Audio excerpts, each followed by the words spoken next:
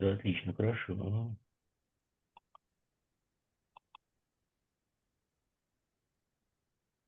Так, ну что, 1 минута осталось. Окей. We begin our today's session. The speaker is Kostya Druzhkov. This is the third talk of the series, and he will speak about invariant reductions for partial differential equations. And this is just time to begin. So, Kostya, please begin. You're welcome. Yeah. Okay, thank you. So, first of all, I must say that it's a big pleasure to be here to give a talk on this seminar. And I'm happy that I have time during this semester, because actually it's my teaching semester, but I still have find some time, and my lectures, they overlap with seminar time. And yet I like the idea to give a talk very much. So, and besides, I must thank Alexander Moisevich Druzhkov, one of the organizers of the seminar, for his idea. He suggested the idea to consider Poisson brackets and Hamiltonian operators as conservation laws and consider their reduction in that way. So let me begin, please. First of all, a few words on the history of symmetry reduction, general symmetry reduction. For example, in integrable systems, the questions of symmetry reduction arose in works by Bivectors and Novikov at first. They used an approach through conservation laws. So it was not a symmetry reduction, it was like a conservation law reduction or something like that. The question was how to relate Poisson brackets on the original equation, on the KTV in that case, and on the reduced systems, on the system that describes some invariant solution, symmetry invariant solution of the equation. Then generalization by Mokhov appeared. It turned out that when we consider conservation law reductions, not symmetry reductions, we can always talk about some Lagrangian structure in the corresponding Poisson bracket. So in that sense, it is not very clear whether it's a symmetry reduction or not, whether it fits, but still the questions are very related to today's talk. So integral systems are like the question of integrable systems is very relevant here. Another approach is the geometric approach, homological approach. It arose at first it was some approach in general relativity, but it was not very systematic from what I understand. And then Anderson and Fels, they introduced their method of reduction of 0 page of spectral sequence, first of all on jets of its invariant part. Yes, and I will talk about this method later. The method has a very nice feature. It cannot cover higher symmetries, but it covers multi-reduction under non-solvable algebras, or not necessarily solvable algebras, under some of them at least. So this method is also very relevant for today's talk. And another approach comes from group analysis or from symmetry methods. It was introduced by Sjöberg and generalized by Harvey et al. And this approach is very related to the approach by Anderson and Fels, of course. But in this approach, they consider a very particular case, but within this very particular case, they consider a bit more general symmetries, not multi-dimensional algebras, but single symmetries, but a bit more general symmetries. And then a generalization by Anka and Gandarius appeared. In this generalization, for the first time, Anka and Gandarius considered invariant conservation laws and not invariant representatives. So, of course, this historical remark, this definition is highly incomplete. I just wanted to give some basic picture. And then we see in the classic monography by in integrable systems by Novikov, Monakov, Pitaevsky, and Zakharov, we see the following phrase related to the work of Bogolinsky and Novikov. The following phrase: there is no direct relationship between the Poisson bracket in the functional space U of x and the Poisson bracket in the finite dimensional space PQ for an Euler Lagrange type equation variation of I with respect to U is 0. So here I is some conservation law density. Accordingly, the equation, the variation of I with respect to U equals 0. This equation describes some invariant solutions of the KdV because the KdV has the Hamiltonian operator total derivative with respect to x. And then if we apply this total derivative, we get the corresponding characteristic of symmetry. So this equation still describes some invariant solutions. Yes, and the talk concerns precisely this question. Is there a direct relationship, or maybe not very direct? The word direct is not very clear in that case, but is there a rather direct relationship between the Poisson bracket for the KdV itself and for its symmetry reduction, or for its, say, conservation law reduction? Because if we have some symmetry reduction, we can probably find the corresponding Casimir functions and consider something like conservation law reductions in that way, maybe as well. So maybe this approach covers the conservation law reduction in that sense.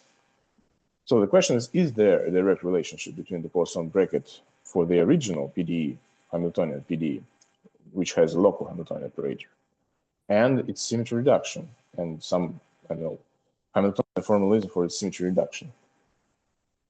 And actually, the answer is yes. There is a relationship.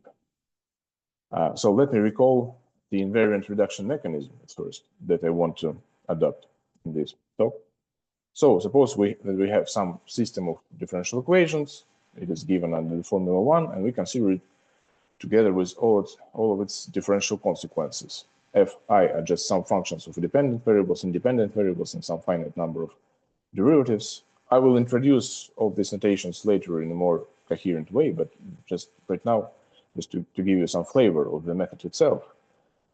So we consider this system together with all of its differential consequences. It becomes a geometric object, and we consider its evolutionary symmetry given under the formula 2.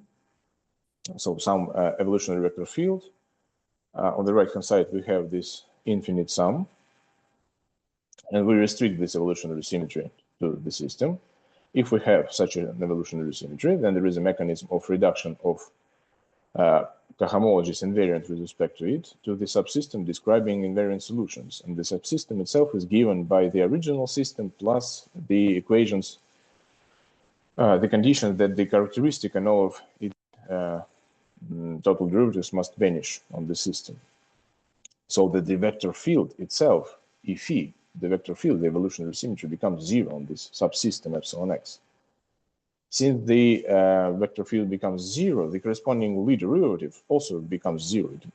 It restricts to 0 to the system epsilon x as an operator. And using this observation, we can reduce a horizontal degree by 1, not necessarily horizontal degree. This is why I use these quotes here. But during this talk, it will be a horizontal degree indeed. So the mechanism is very simple. We just use the definition of an invariant cohomologies. Suppose this omega is some. Question, I'm sorry. What is partial G in 5? Yes, it is some differential. So we have some chain complex or co-chain complex, and we consider some cohomologies. This is differential of the complex, yes or not? Yes, yes. Okay. Some of them, some complex, some differential. This is a general mechanism. This is what we can do with any cohomologies of that type. But of course, we need to restrict the generality, saying that omega is a differential form. It must be a differential form or some equivalence class of differential forms in order to apply the Lie derivative to it. And on the right-hand side, theta is also some potential with respect to some differential d. And then the formula 5 is just on the left-hand side of the formula 5. I mean, the left formula is just the definition of some invariant cohomological structure. So we have some co-chain complex. We have some elements represented by omega, which is a differential form or an equivalence class of differential forms. And we want to say that the element is invariant with respect to x. This means that the Lie derivative of omega must represent the trivial element. That is, it must be exact with respect to some differential. And then there is a potential. And if we restrict this formula to the subsystem describing invariant solutions, on the left-hand side, we get 0. And on the right-hand side, we get the corresponding differential of the restriction of theta to epsilon x if this works, if it exists, if the corresponding co-chain complex exists for the reduced system as well. This is just a main idea. I will tell about it later in more details, of course. It is just some flavor of the reduction mechanism. So we are going to use this reduction mechanism, but as you can see, the reduction mechanism itself is not restricted to a point or say contact symmetries or something like that. We can apply it to higher symmetries as well. And this is our idea, to apply it to higher symmetries. But the reduction mechanism is very cohomological at the same time. As you can see, we can apply it to cohomological structures. So in particular, we cannot apply it to some just total differential operators or something like that. And this is the main problem that we are going to solve during this talk, because Hamiltonian operators are typically operators in total derivatives or equivalence classes of them. They're not cohomologies in its naive form, at least. And we want to apply this mechanism, which is cohomological.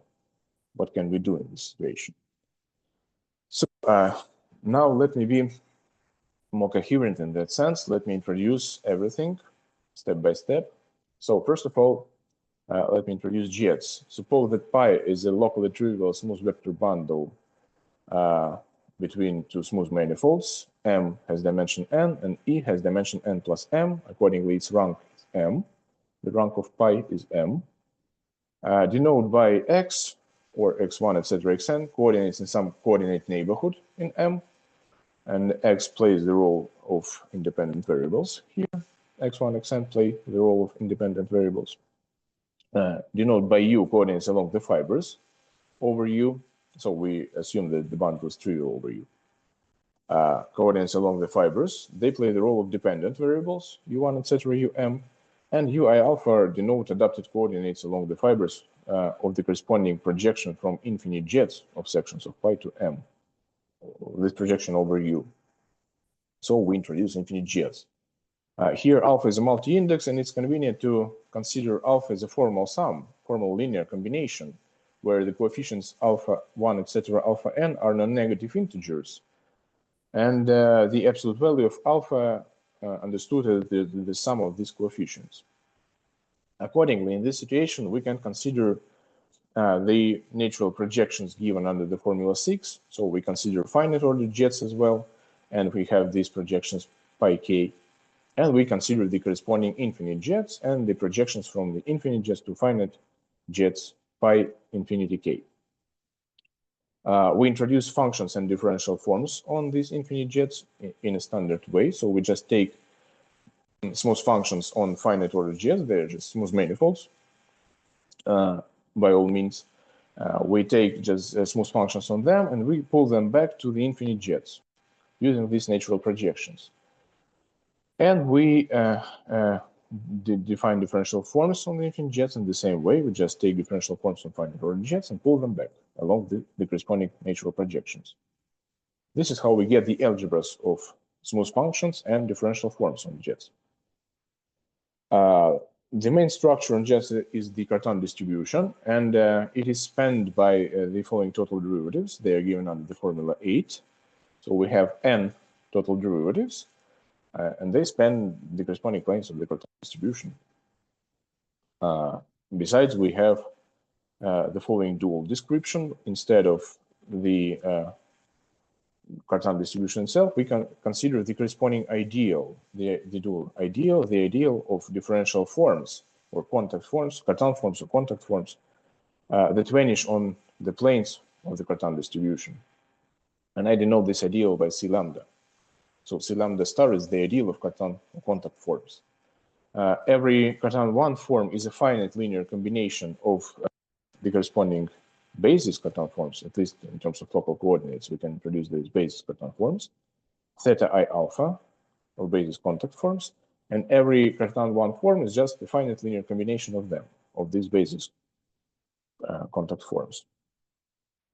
So using them, we can introduce horizontal forms on jets. Horizontal forms are just all differential forms modulo Cartan forms. And having this description, we get the corresponding horizontal differential because the module of Cartan forms, or the ideal of Cartan forms, is differentially closed. The corresponding distribution is involved. So the ideal is differentially closed. Accordingly, we can induce the corresponding differential on the equivalence classes. The Durand differential induces the horizontal differential of the equivalence classes. In this picture, we can simplify the description. We can consider unique representatives of these equivalence classes instead of equivalence classes themselves.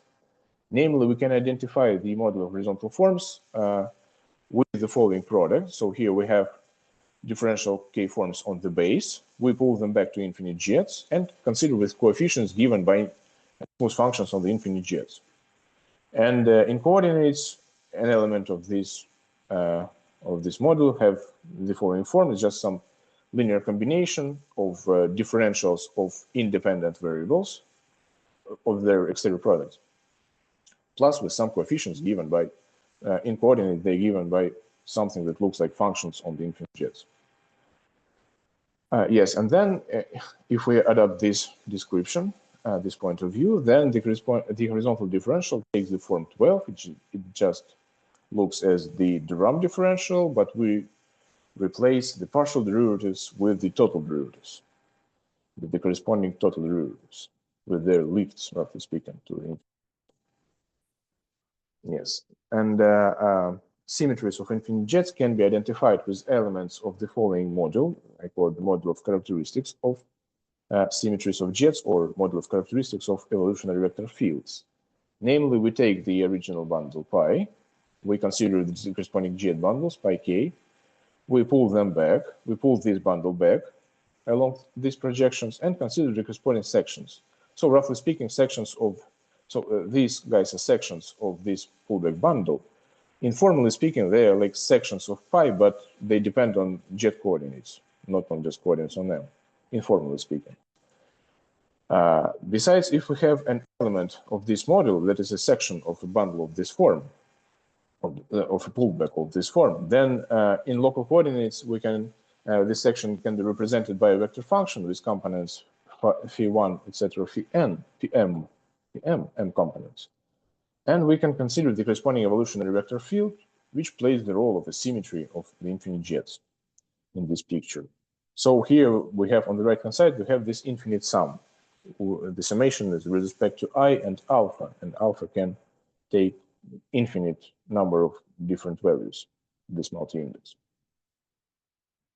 Now let me talk about differential equations. Let Z be a locally trivial smooth vector bundle over the same base M and of the same rank as pi. Its rank is also M. And consider the following modules over the algebra of smooth functions on jets, P of pi and P hat of pi. So P of pi is defined in the same way. We can say that this is the model of sections over infinite jets, of course, because the natural projections from infinite jets to finite order jets, and they induce the structure that we can think of elements of this model as sections of some vector bundle over infinite jets as well. So we take this bundle zeta and we pull it back using the projections from finite order jets to the base M. So these sections, they're roughly speaking, they look like sections of the bundle zeta, but they depend on jets of the original section, of jets of sections of the original bundle. So they can be identified with differential operators because of that. They represent nonlinear differential operators, generally speaking, nonlinear differential operators from pi to zeta. And we introduce the corresponding adjoint model. The adjoint model is the model of homomorphisms from the model P of pi to horizontal n forms. So the model of homomorphisms, in particular, say characteristics of conservation laws of the system f equals 0, they are elements of this model, the adjoint model, because we basically we apply elements of the adjoint model, for example, to f itself, to the section that defines the corresponding differential equation, the differential equation under consideration. And the result is the horizontal n form. It can be horizontally exact with respect to horizontal differential. Then the corresponding potential represents the conservation law. We need to restrict it to the system, of course, but still. So elements of this P hat of pi deliver another way to describe conservation laws using the extrinsic geometry, not the intrinsic one, but we are going to deal with intrinsic geometry. And at some point, we will consider intrinsic geometry only, but we still need the descriptions. So suppose that we have a section F, then, as I have already said, it defines a differential equation, F equals 0, because F can be interpreted as a nonlinear differential operator. In coordinates, we have the corresponding components Fi, and they functions, this local, in local coordinates, the corresponding components look like functions of independent variables, dependent variables, and derivatives up to some finite order. Instead of this system or this equation itself, we want to deal with the set of its formal solutions. That is with its infinite prolongation. We take these components and apply all possible combinations of total derivatives to them and get the corresponding infinite system of relations that define some subset of the infinite jets of pi. This set of formal solutions is endowed with its own Cartan distribution. Of course, we assume some regularity conditions. I will talk about them later. But it is endowed with its own Cartan distribution and the corresponding ideal of Cartan forms in the algebra, in the exterior algebra, in the algebra of differential forms. Besides, we have the corresponding algebra of smooth functions on it. The algebra is given by function of the algebra of jets and the ideal I epsilon. This is simply the ideal of functions that vanish on the set of formal solutions. In a similar way, we restrict the algebra of differential forms. And now we can discuss the corresponding regularity conditions. Besides regularity conditions, I want to consider normality conditions as well. So I want to consider normal systems only. Not generally speaking, this is not true, but in terms of epsilon, in terms of like the original system, it is assumed to be normal always. So let me introduce regularity and normality conditions as well. First of all, we assume that the projection from the infinite jets to M restricted to epsilon and applied to epsilon is surjective. The result is M, its image is M. This means in particular that epsilon is not empty. So the set of formal solutions is not empty automatically. But besides, this means that we do not want to consider systems where we have some relations between independent variables only, like x1 equals x2 or something like that. They are not regular in that sense. We do not want to deal them eventually. Besides, we imply that the differentials of these components of the generating section of F itself, the differentials are independent at any point such that F vanishes at that point, F itself, not the infinite prolongation, but F itself vanishes at the point. Besides, we assume that if a function vanishes on the system, if a function vanishes on the system, a smooth function on jets vanishes on the system, if and only if, it can be represented in the following form. It can be represented as some total differential operator applied to F, to the left-hand side of the system, to the section that defines the system. Yes, and this square is just some total differential operators. The operator in components, it has this form. The corresponding components square alpha j are just some functions in local coordinates, and the d alpha are the corresponding compositions of total derivatives. Besides, we want to restrict the generality to the requirement that the Druzhkov homologies must vanish of this system, infinitely prolonged system epsilon. So the Druzhkov homologies must be trivial for I greater than 0. And we assume that the system is L-normal, that is for any total differential operator, say with values in smooth functions on epsilon. So this operator is restricted to the system with such that its codomain is the algebra of smooth functions on epsilon for any total differential operator of this form, such that the composition is trivial. The operator must be trivial. So we assume that there is no non-trivial operator of that form, such that the composition is 0. And then the system is L-normal. Or in other words, there is no compatibility operators for the linearization. Yes, and the linearization itself is given by this formula. So the linearization of a characteristic of some evolutionary vector field is just the evolutionary vector field applied to F, and L epsilon is the restriction. of this standardization operator to epsilon. So this is our system. Now, let me introduce some general information. Let me give you some general information on the Vinogradov's spectral sequence, because we need it a lot. The reduction mechanism is cohomological, and the spectral sequence is a very nice example of such cohomologies that we can reduce using the mechanism. So, first of all, the Vinogradov spectral sequence, it is associated with the following filtration of the de Rham complex. So lambda bullet is the de Rham complex, and we have the corresponding filtration by Cartan, the complex of Cartan forms, of twice Cartan forms, at least twice Cartan forms. So this complex of Cartan forms, this means that in every term, elements are at least contain at least one multiplier of this. In terms of local coordinates, at least they contain at least one multiplier of this form, maybe two multipliers, some terms, or something like that. So at least one multiplier. Here we have at least two contact multipliers, so there are at least twice Cartanic, twice contact, or twice vertical forms. Here we have at least three such factors, and so and all of that. So all the differentials here are induced by the de Rham differential, because all elements are described as equivalence classes of some differential forms. And on the 0 page, we have p times Cartan forms, at least p times Cartan forms, modular at least p plus 1 times Cartan forms. So we want to describe precisely p times Cartan forms using this quotient. And we have the corresponding differential induced by the de Rham differential. On the first page, we can consider its cohomologies. Cohomologies of the differential give rise to elements on the first page.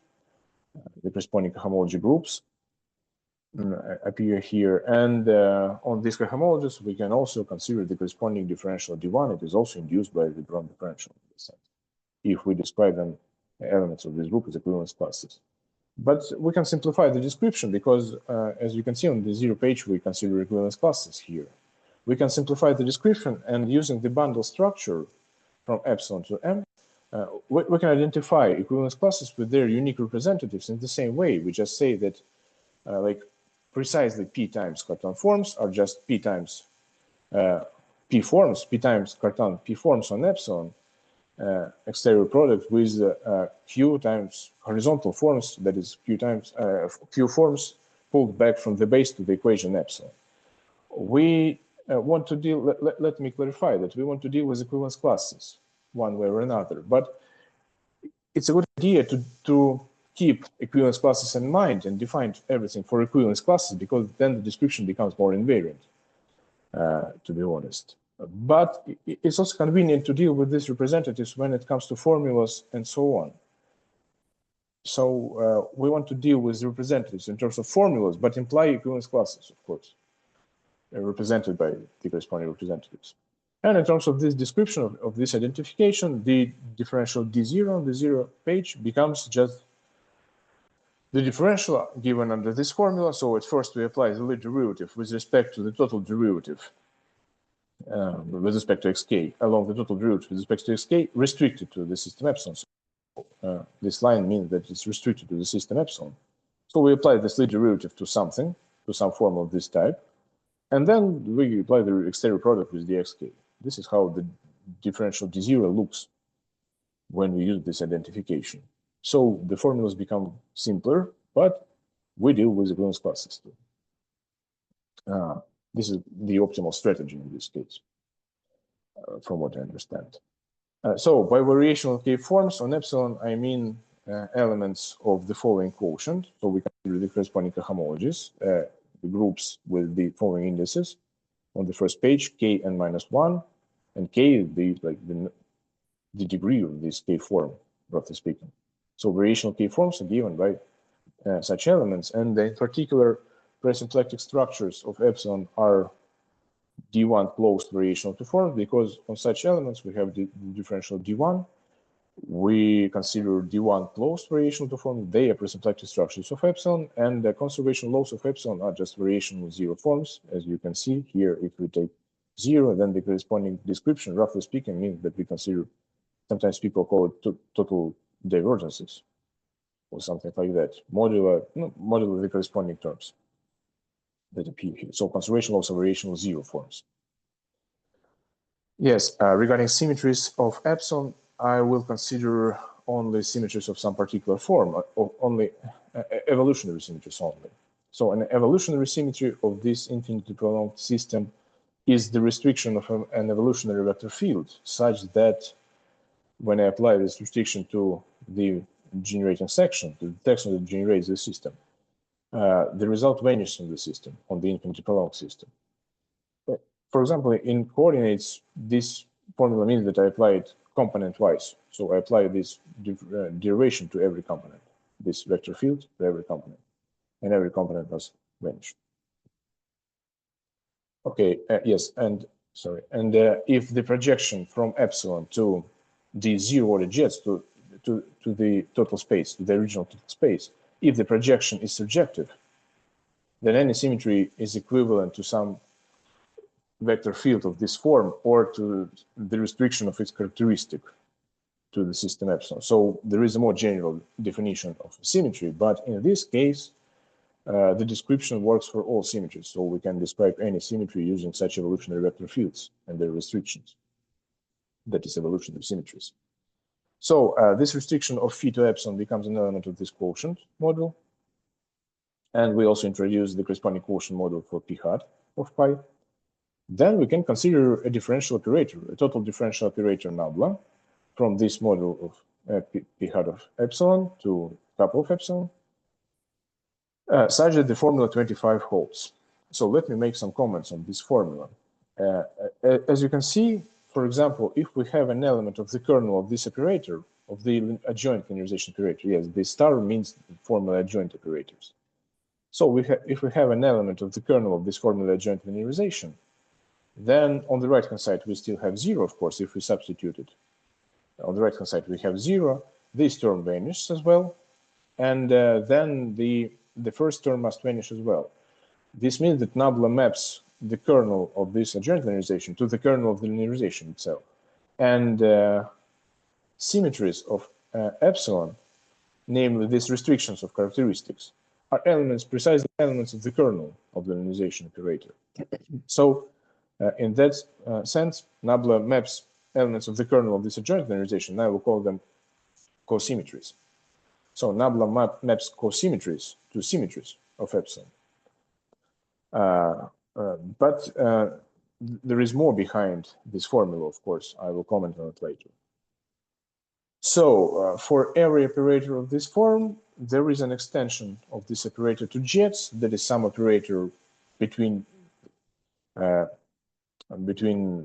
corresponding modules on jets, such that the restriction of this extension to epsilon is the given operator nabla. So there is an extension for any operator of that form, and there is an operator delta of this structure, such that the formula 26 holds. So the formula 26 is just, roughly speaking, is an extension of the formula 25 to jets. On the left-hand side, we see the same structure, and the linearization itself plays the role of the extension of the restricted linearization. But on the right-hand side, we have some differential operators due to the regularity requirements. It has two arguments, and one of these arguments must be f. The other one can be anything, because on the left-hand side, we have also an operator, so there is an argument. It can be applied to something, the operator, in the same way the right-hand side can be applied. And for this operator delta, such that the formula holds, we denote by delta psi of its argument the operator delta of the argument and psi. It's just convenient to describe the operator in that way, in that form. Besides, for any extension of delta and any characteristic of an evolutionary vector field on jets, we can also use the following formula. We can define how this evolutionary vector field acts on the extension, and the action is given just by, in terms of components. We just take the evolutionary vector field and apply it to components, and we do nothing with the corresponding torque derivatives. So the operator nabla is a local Hamiltonian operator. Yes, everything is local. I do not consider non-local operators at all here. So the operator nabla is a local Hamiltonian operator of epsilon if for any elements of this module, and they are of the same nature as characteristics of conservation laws. They are not necessarily characteristics of conservation laws, of course, but they're of the same nature, roughly speaking. In the sense that they can be applied to F and we get horizontal end forms. So for any elements of this type, the expression, which is actually a characteristic of some evolutionary vector field on J, must vanish on epsilon. So let me comment on this Kuhn-Bresson formula. First of all, we take the operator, the extension, and apply it to the element psi1. We get a characteristic of some evolutionary vector field. Then we take the evolutionary vector field, and using this formula, we just apply the evolutionary vector field to the operator, to the extension of nabla itself, the same extension. We apply it, and we get an operator again. So this combination is an operator. Then we apply this operator to psi2. We get a characteristic of some evolutionary vector field, minus the corresponding combination, but we switch the positions of psi1 and psi2, and minus the corresponding expression. Here we have the adjoint operator to this delta psi1. So this star means that we consider the adjoint to delta psi1. Delta psi1 is an operator again, right?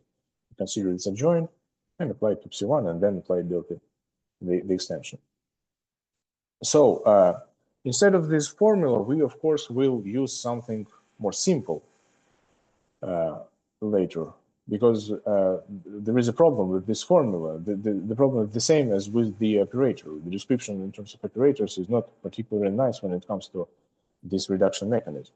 But let me explain how we can relate conservation laws and symmetries using the operator nabla. Any operator, not necessarily Hamiltonian, any operator satisfying to this equation. Because any operator of this form maps elements of the kernel of this operator to symmetries. That is, cosymmetries to symmetries. And any conservation law of the system can be uniquely represented, not represented, but can be described. It can be, any conservation law is related to a unique cosymmetry, that is, unique element of the kernel. For example, we can describe the corresponding characteristic. We can describe this cosymmetry using the corresponding characteristic. There is a characteristic for the conservation law, or multiplier. People sometimes call it multiplier. That is a homomorphism such that the action of this homomorphism on F, on the capital F, gives us a horizontal exact form such that the potential restricted to epsilon represents the conservation law C1. We can describe any conservation law in that form. Accordingly, any conservation law is related to, can be described by a characteristic, and restricting the characteristic to the system, we get an element of the kernel of this adjoint linearization operator. So the corresponding cosymmetry. And in this case, since we consider L-normal systems, the cosymmetry is unique. Every conservation law is related to a unique cosymmetry, its own cosymmetry. Whereas the description in terms of characteristics relates a conservation law to an infinite number of characteristics. The same conservation law corresponds to an infinite number of various different characteristics. So every conservation law corresponds to a unique cosymmetry. A conservation law corresponds to a unique cosymmetry. And then using that cosymmetry, we can consider the corresponding evolutionary symmetry. So we apply nabla to the restriction, to the cosymmetry itself, or in terms of jets, we can just apply the extension to psi1 itself, and then consider the evolutionary vector field and restrict it to epsilon. There is no difference between these descriptions, and of course the description doesn't depend on a particular extension. So this is how such operators relate conservation laws and symmetries. And if the operator is a Hamiltonian operator, then there is the corresponding Poisson bracket. Namely, if we have two conservation laws on epsilon, their Poisson bracket is given by the formula 30. So we just evaluate the corresponding, take the conservation law C1, find the corresponding cosymmetry, evaluate the corresponding symmetry given by nabla, and then we evaluate the lead derivative along this vector field, along this symmetry of C2. It turns out that this bracket is skew-symmetric due to the condition of the previous page, due to this condition. Plus, it enjoys the Jacobi identity due to the, not to the formula 28, but due to the requirement that the expression 28 must vanish on epsilon for any elements of this form. But the problem is still here. How can we apply the invariant reduction to such differential operators? Because they're differential operators and not equivalence classes of cohomologies. Besides these differential operators, they depend on jets, roughly speaking. This particular description depends on jets. Despite the fact that the differential operator is restricted to the system, we still can see some repercussions of jets, we can see that here we have some kappa of epsilon. Kappa of epsilon is defined through jets. It depends on jets, on particular jets where we consider our system. And the same thing with this module. So this particular description is based on jets. But the main problem is that the particular description is not about some equivalence classes of differential forms and their cohomologies. So it's not clear how to apply the invariant reduction mechanism in that form. So instead of this description of Hamiltonian operators, we need something else. And we can consider the corresponding analogs. We can consider analogs of Hamiltonian operators using the cotangent equation, the degree shifted cotangent equation for the original system. Namely, let us consider the following Lagrangian 31. So here we introduce some new formal dependent variables. Let me describe in local coordinates at first. In terms of local coordinates, we describe the corresponding dependent variables, and they play the role of Lagrangian multipliers, allegedly, at least in this case. Yes, and the P1, etc., Pm are coordinates along the fibers of the densitized dual atom to the bundle zeta. And we can consider the corresponding bundle pi hat, the direct sum of pi and eta. We need this bundle because, for example, in terms of local coordinates, coordinates along its fibers are u1, etc., um, p1, etc., pm. And we need u1, etc., um, p1, etc., pm as well. So this bundle knows everything about the coordinates that we need. We can consider the corresponding jet coordinates here and the corresponding infinite jets of pi hat, infinite jet that take into account u and pi, both of them. But we have to assume that the corresponding jet coordinates of the form pi alpha are odd variables of degree 1. We have to do that because we need to consider the Hamiltonian formalism, and I will comment later on the subject where this becomes crucial, the consideration that the variables must be odd. If they are even, then we cannot do anything like anything similar to our consideration. Yes, and of course, the system epsilon star, the cotangent equation, the corresponding infinite prolongation of the Lagrange equations. It is the cotangent equation. It is assumed to be L normal. L normal in this graded commutative sense. So, in the geometric terms, we can say that this system, the cotangent equation, is embedded into these jets, the corresponding infinite jets, and it is given by the infinite prolongation of this system. So the Lagrange equations for this Lagrangian are simply the infinite prolongation of the system 32. So we have the adjoint linearization operator to the section F without restriction to epsilon at that stage. The adjoint linearization, we apply it to this formal tuple of variables. We actually can apply it to elements like psi, to elements of p hat of pi. But we can replace, say, psi as component of anything that looks like a characteristic that can play the role of a characteristic by the corresponding pi, and psi, the total derivatives of psi can be replaced by the corresponding pi alpha in this case.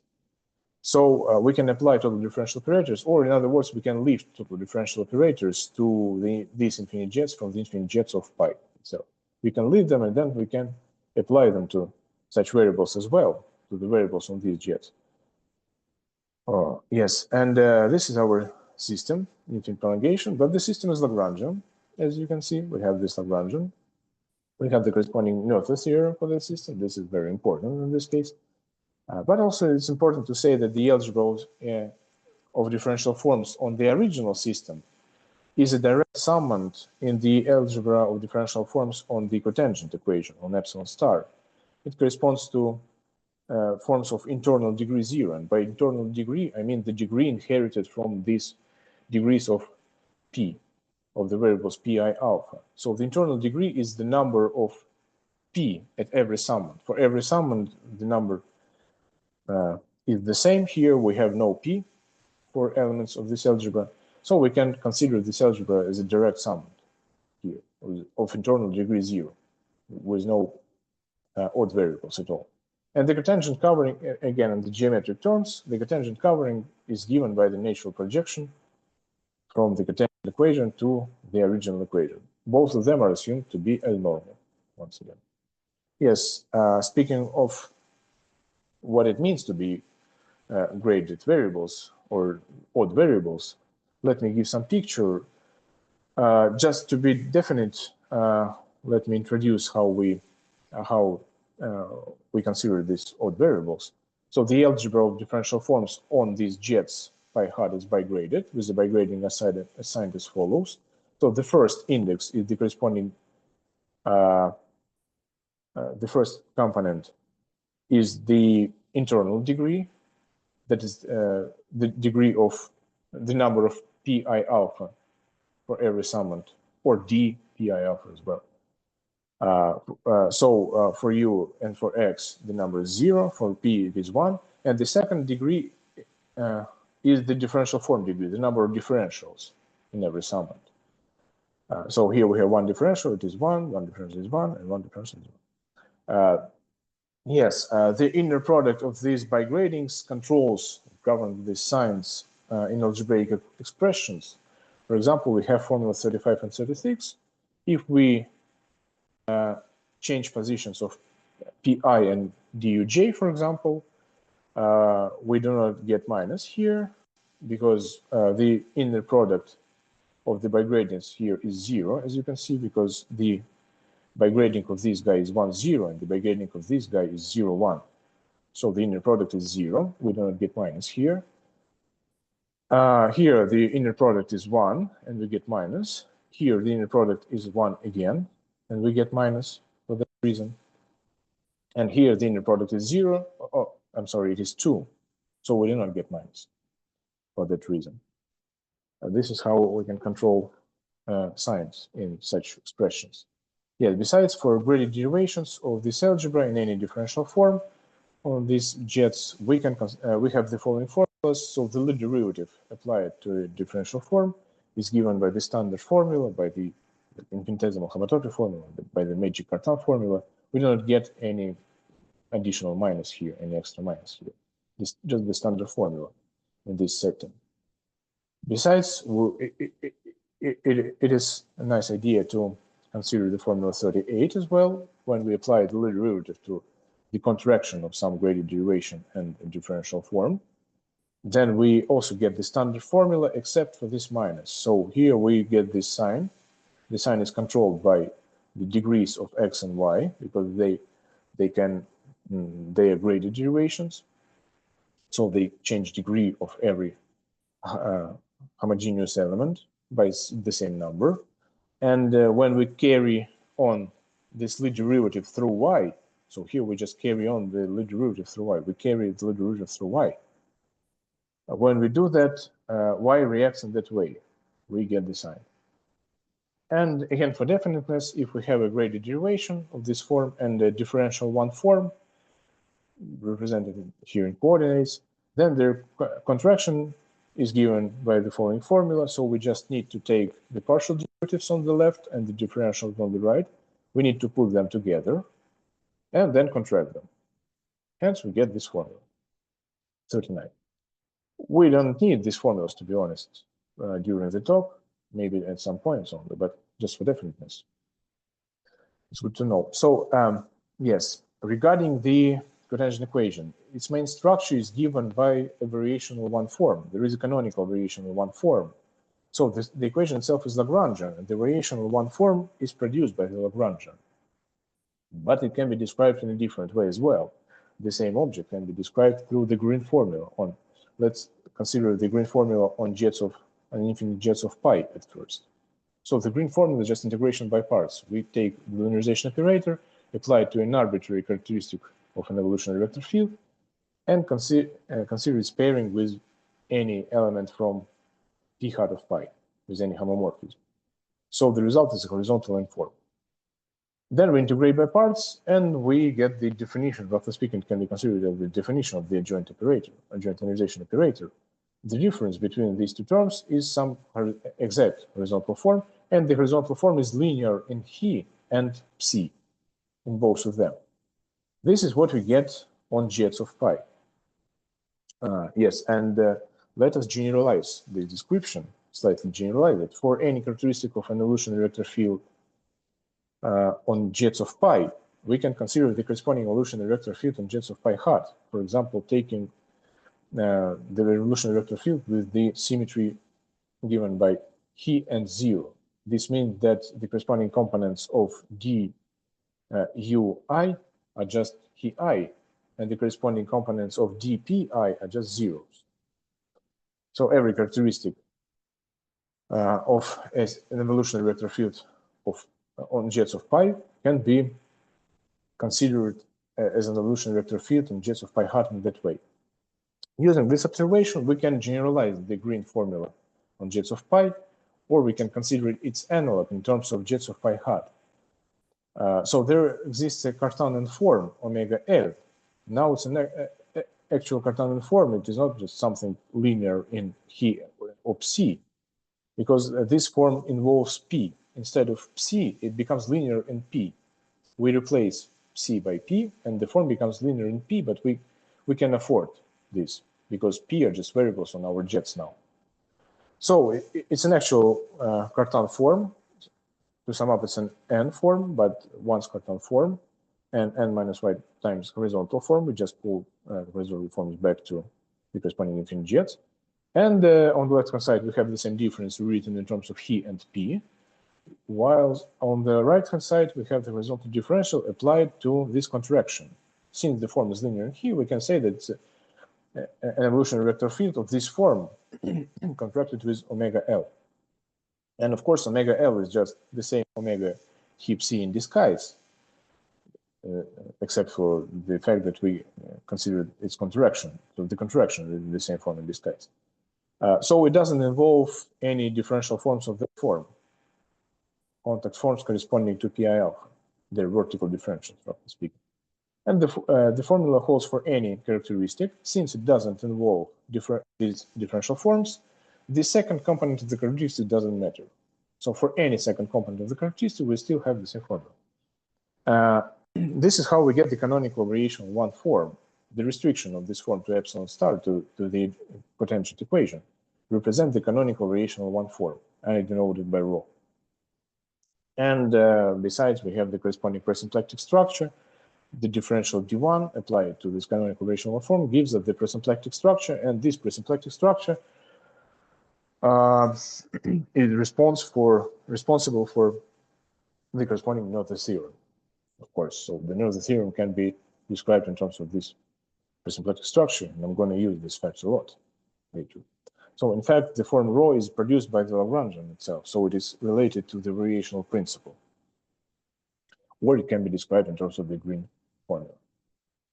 However, as we see below, the form rho is important itself, so it is not the story about the Lagrangian in disguise. The form rho is important itself. Apparently, the Lagrangian is the story about rho in disguise.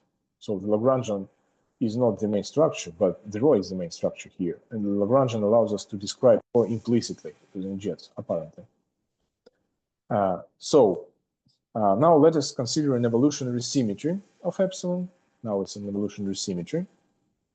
There exists a total differential operator, capital phi, such that the formula 44 holds. The first relation here is just the definition of the linearization operator. But the second relation is important. So since our system is regular, and if phi of f vanishes on the system, then it must be of that form, some total differential operator applied to this section f. If we take this relation into account and we replace he by phi in this modified green formula and apply some integration by parts in the corresponding formula. So if we put he equals phi in the modified green formula, we get the formula 45. And we know that the linearization of phi is just this capital phi of f. Using some integration by parts, we can see that this combination is a characteristic of a conservation law of the system epsilon of the cotangent equation.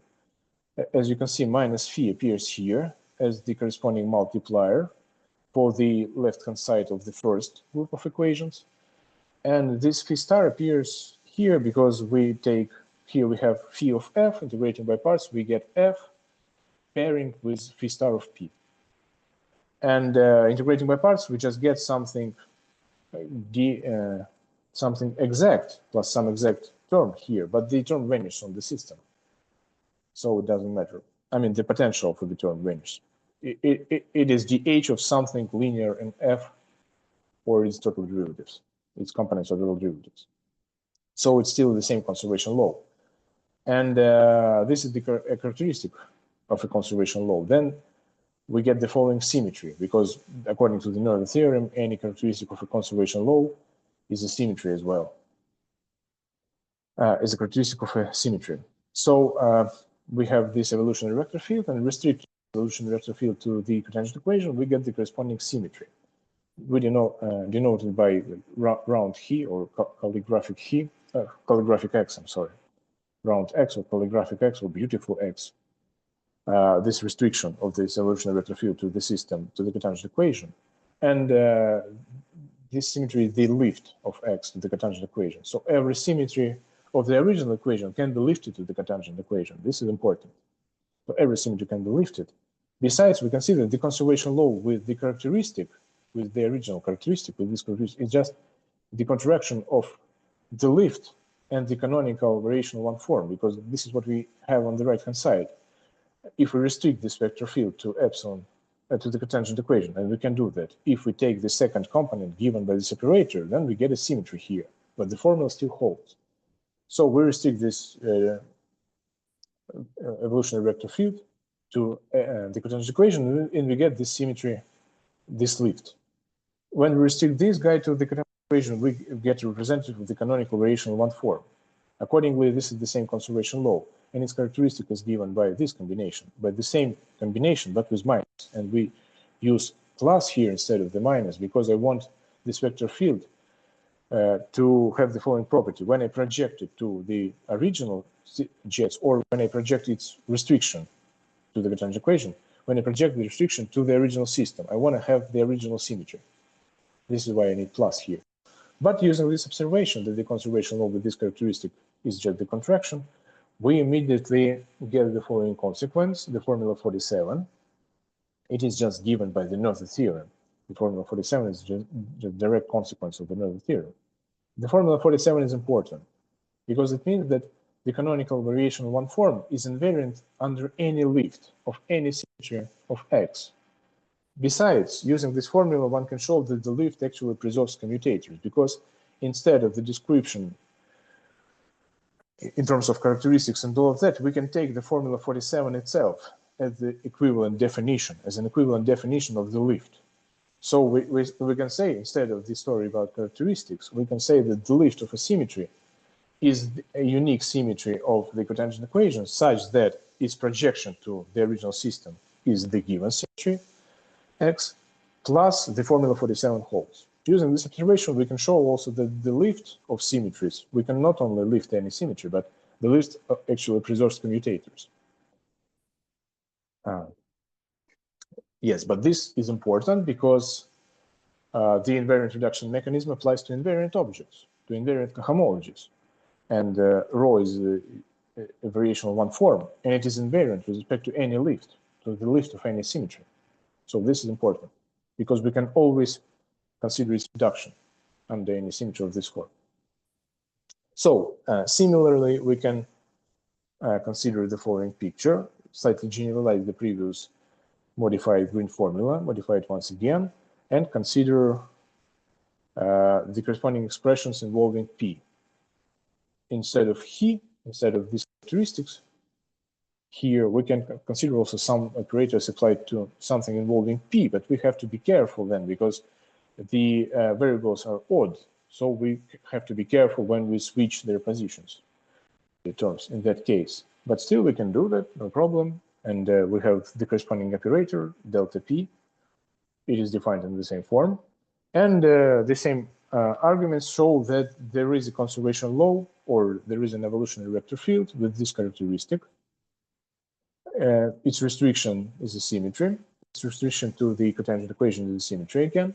Is a degree 1 symmetry, as you can see, because the symmetry increases the degree of any object by one. And the odd parity, that is the odd parity of this variable, that they have degree one, is crucial in this case. For that reason, because when we take something linear in P here, and this is what we do, we have to be careful with signs. If we ignore these signs and apply the same picture and use the same picture like the commutative case, then for example, for the Hamiltonian operator dx of the KdV, the corresponding symmetry is just zero. So we cannot describe them in that way. So this is the place where the odd parity becomes crucial in order to describe Hamiltonian operators in terms of such symmetries. And this is what we actually do here. We have to assume that the variables are odd.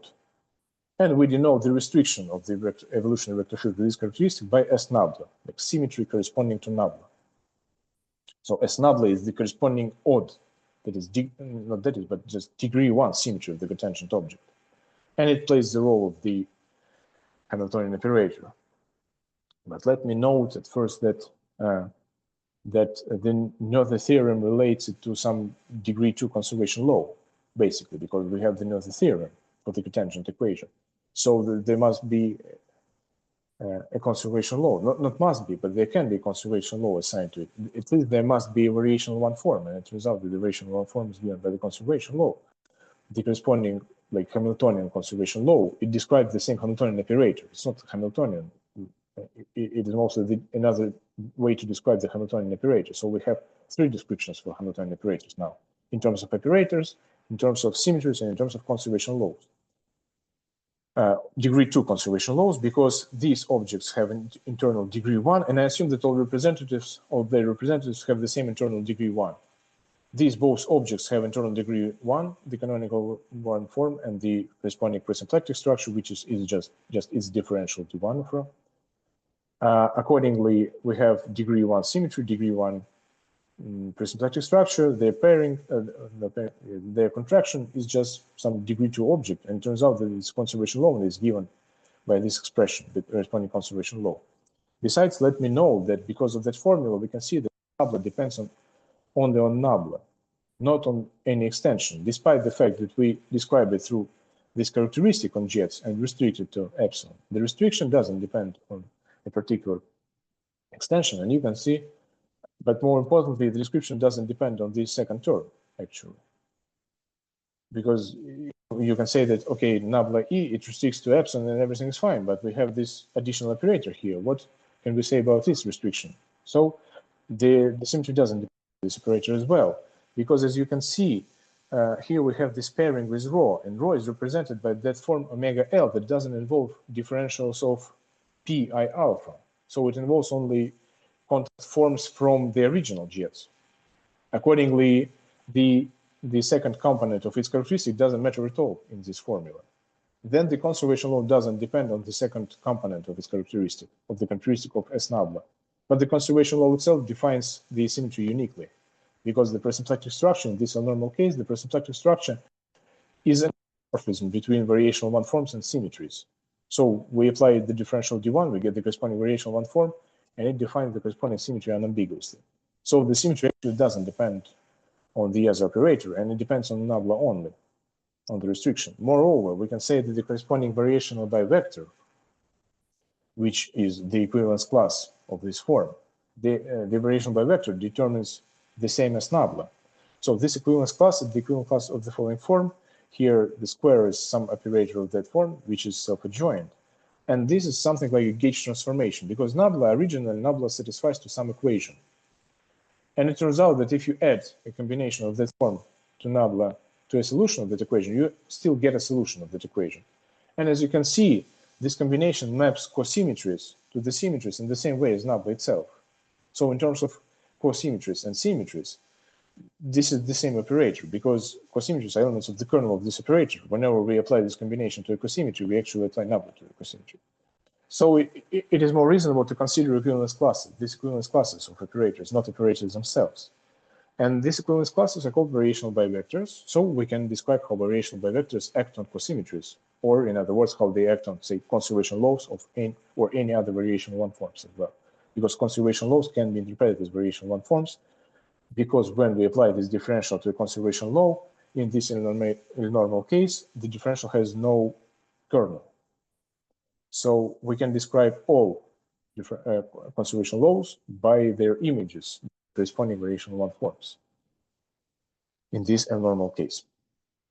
So besides, we need some understanding of invariance of this object, because the invariant reduction mechanism applies to invariant objects. Now we have a description, a cohomological description for Hamiltonian operators. Say we have the description in terms of a conservation law, right? And it's in equivalence class, it's a cohomology. So we can apply the reduction mechanism to it, but we need to know when it is invariant. And besides, let me know that we can try to restrict the symmetry to some subsystem as well, not just to consider the reduction mechanism, but to restrict the symmetry to any subsystem. Maybe we can do it, maybe we cannot. It depends on a particular situation, but let us discuss this. So if nabla is a Hamiltonian operator, then the corresponding odd symmetry, or degree 1 symmetry, is a cohomological vector field. That is, its commutator with itself is 0. And this factor is non-trivial in that case, because we consider a graded situation, graded commutator situation. Accordingly, when we have odd symmetry, the commutator is just composition in one order plus the composition in the other order, not minus. So the formula modifies, and the commutator of a vector field of an odd symmetry with itself is not necessarily 0 anymore, because we don't have minus. So it is S nabla composition S nabla plus S nabla composition S nabla, because they're odd. Accordingly, it is two compositions of that form.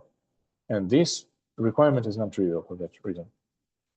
But we assume that the requirement is still with us, indeed, because if the operator is Hamiltonian, then you can see that the formula for the Hamiltonian operator, this one, let me show it again, this one, this requirement, the equation vanishes, implies that the corresponding symmetry squares to 0 in this case.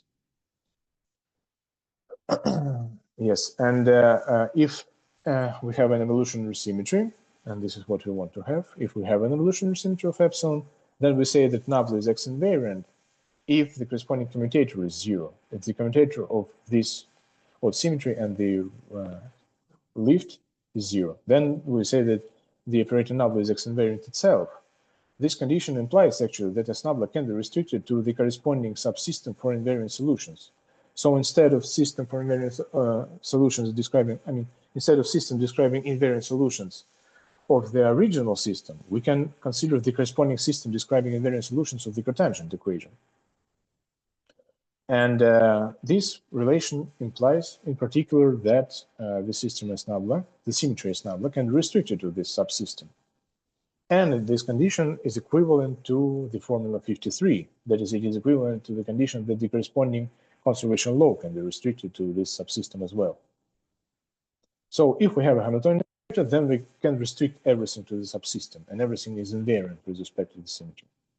Oh no, not everything is invariant, if everything is invariant. If the vector field is invariant, or if the corresponding conservation law is invariant, which is the same thing.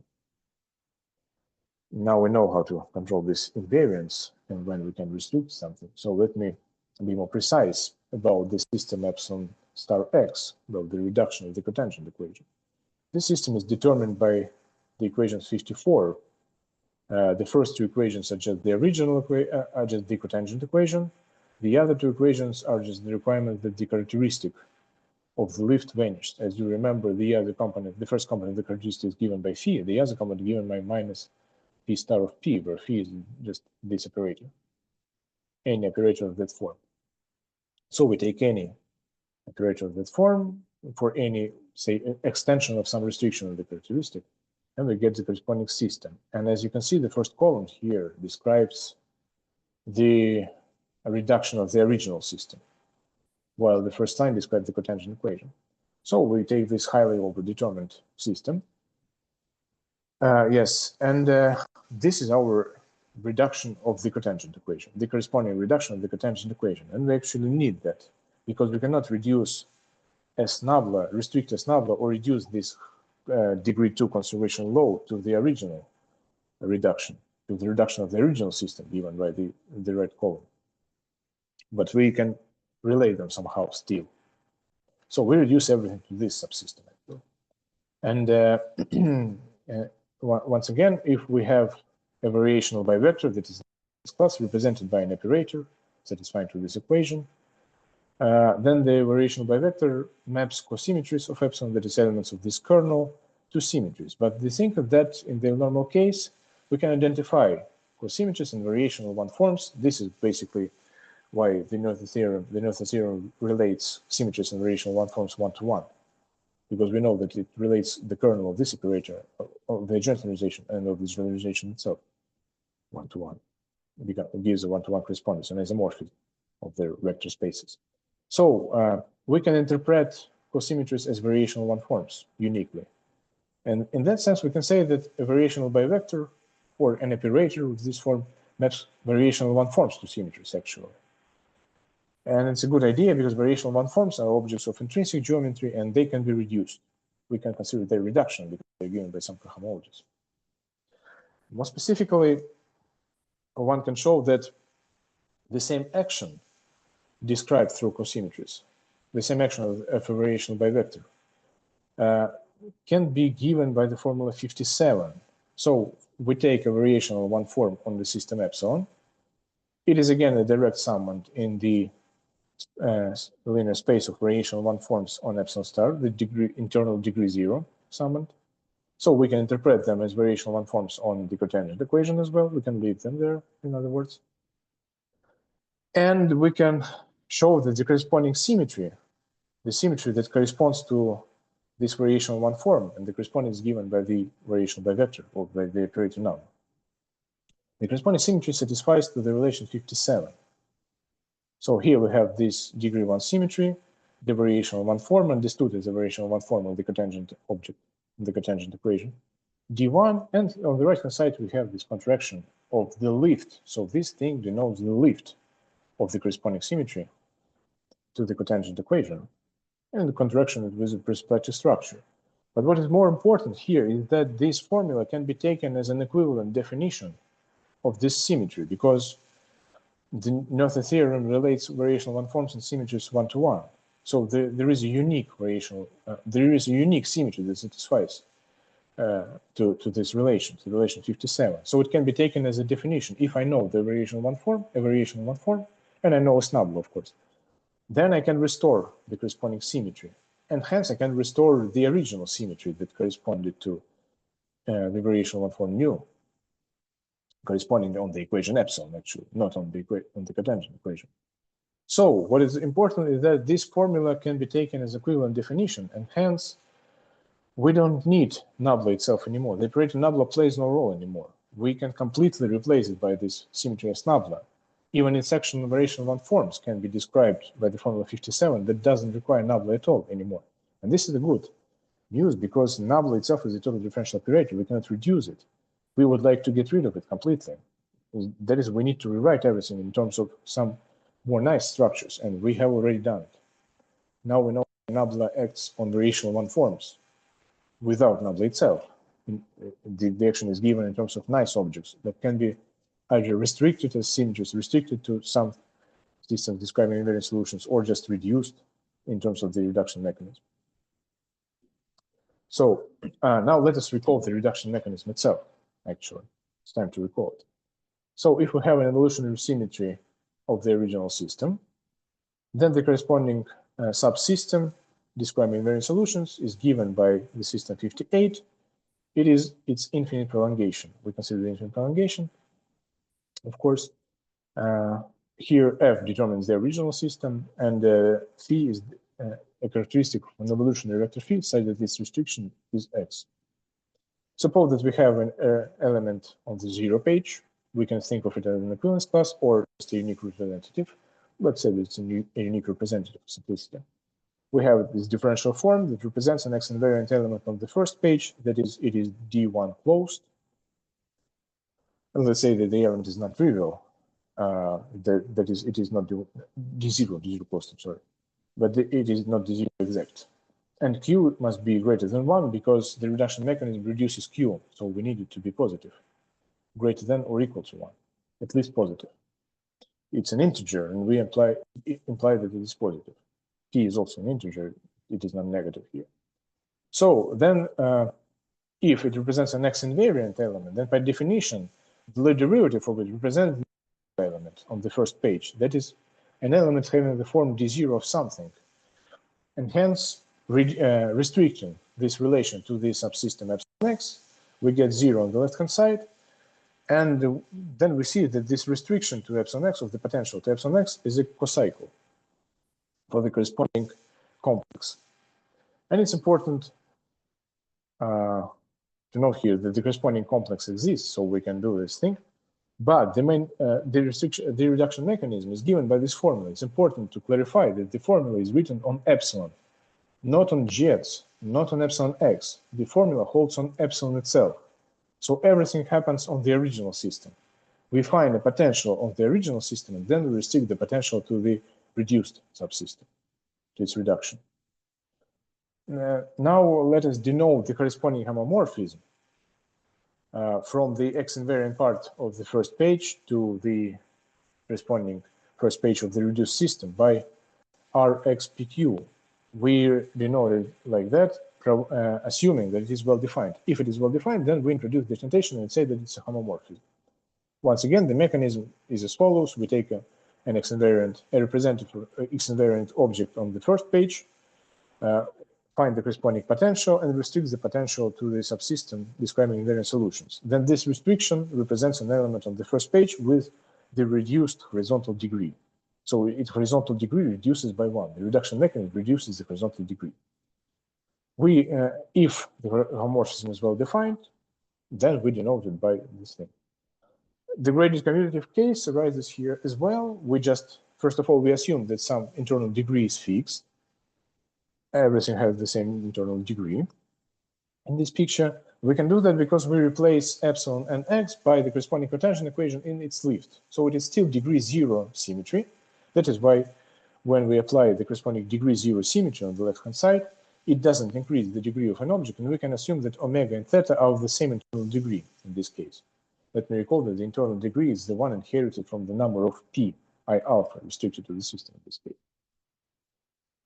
So we can apply the same reduction mechanism in the graded commutative case as well by replacing this pair in that way. Of course, we can consider more general symmetries, not necessarily lifts of some symmetries from epsilon. And actually, this the other opportunity also plays an important role in some other questions, but I'm not going to concern them today.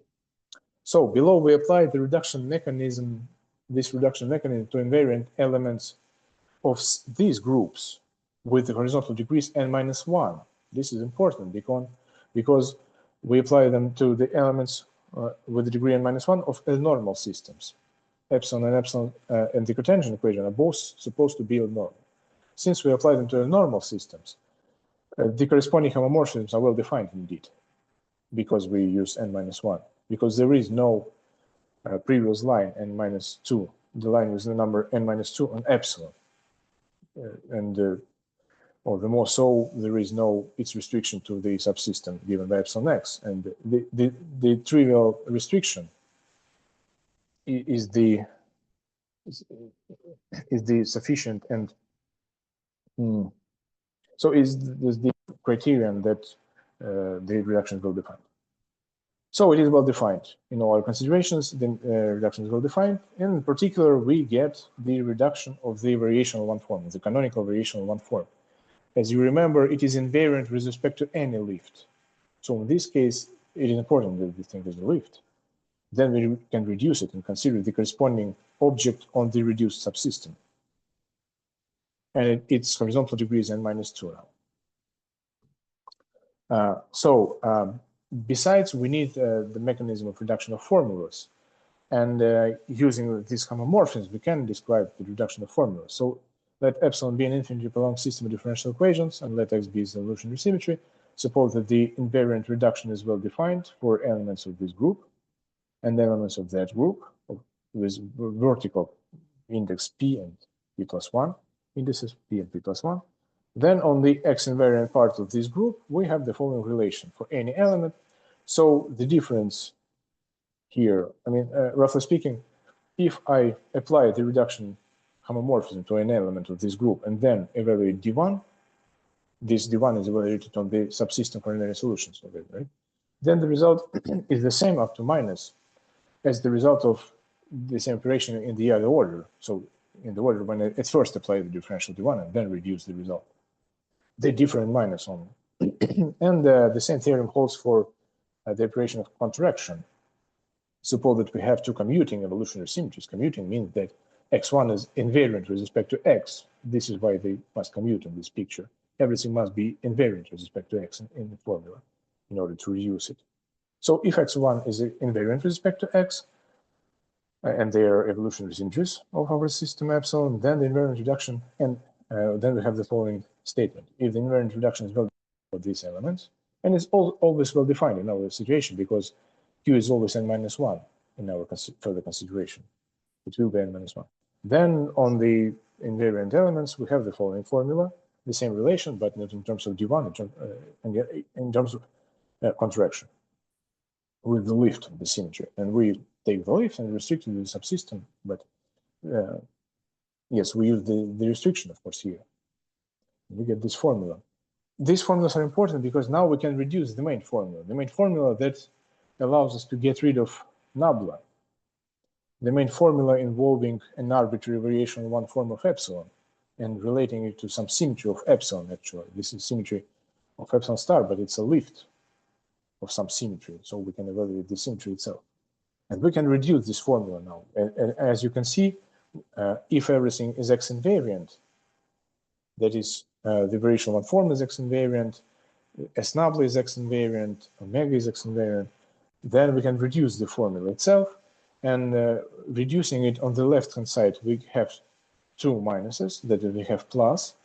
Here, S nabla replaces by the corresponding restriction when we reduce the formula.